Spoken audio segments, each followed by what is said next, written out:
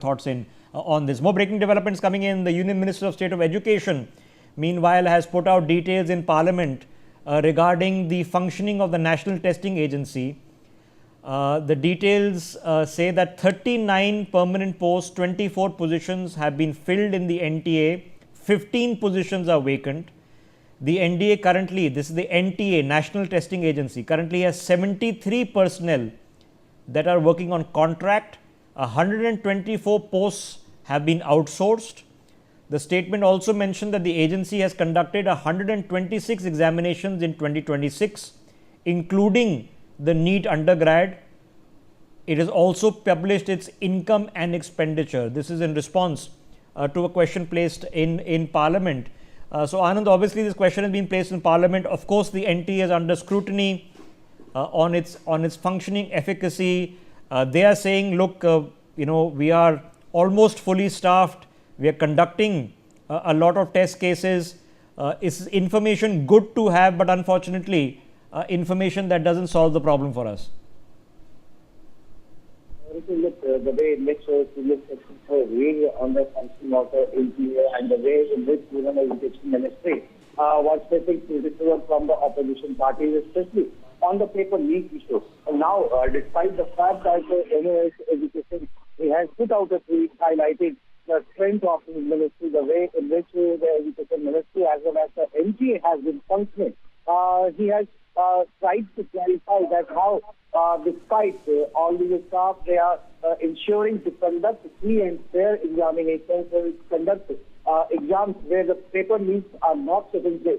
But there are few exams in which paper leaks have happened repeatedly in last few years, and they have to face the higher officials as well as of the opposition parties. But it now looks to be seen that how the opposition parties are going to see the statement that has come out from Education Minister in regards to the functioning of. Yeah, so it's like I said, it's information good to have.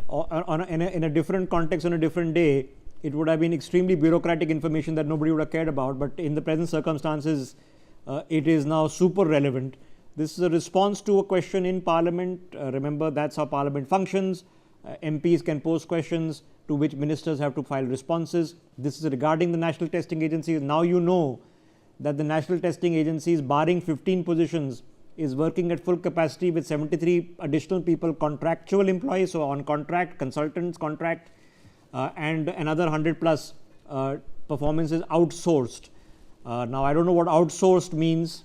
I'm sure there are protocols regarding that as well, but that's not going to be enough at this point of time.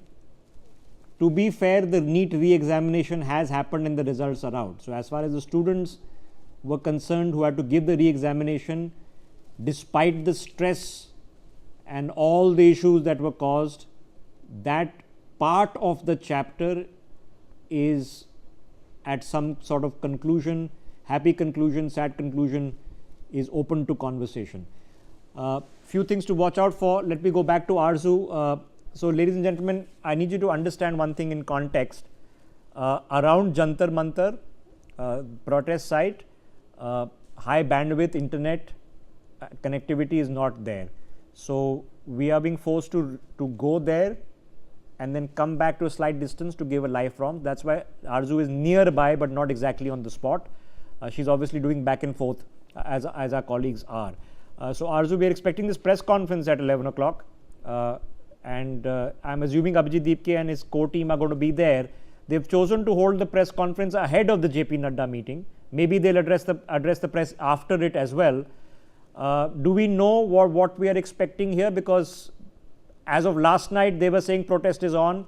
Let's address this, then I want to ask you some other questions as well. Well, Rishabh, what we are, getting to know that at 11, Abhijit Deepke, founder of the Cockroach Janata Party, is going to address the protesters and, in fact, the media as well. And what we are expecting that, of course, the announcement will be made regarding Sonam Wangchuk, as Abhijit Deepke himself has tweeted and said that we are thankful for the courage that Sonam Wangchuk has shown. Through his 26 days of hunger strike, it has reached to a large number of people, and they could able to connect with Sonam Wangchuk. And now they will be saying, what we're expecting, that the announcement will be made that this protest will continue until the government accept, because what the CGP is demanding that they are not going to settle anything less than the resignation of Dharmendra Pradhan, Education Minister of India. So their amendment somewhere that they want the resignation, and let's wait and see what they have to say at 11 in the press Okay, conference. so they were adamant as of last night. Okay, I suspect that best guess is that position does not dramatically change right now. As long as there is some confidence building, open mindedness in an engagement with government needs to be open minded and build confidence and trust.